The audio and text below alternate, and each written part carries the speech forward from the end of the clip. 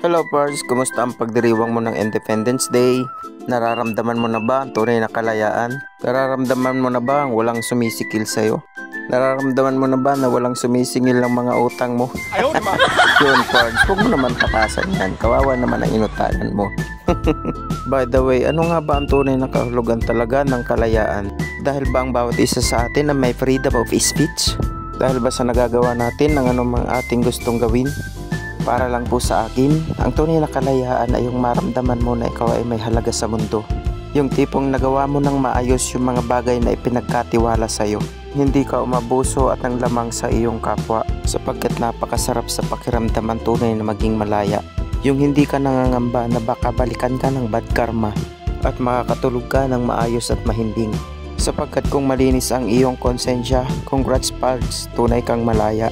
Sa ating bansa, June 12, ipinagdiriwang natin ng araw na ito ng kalayaan.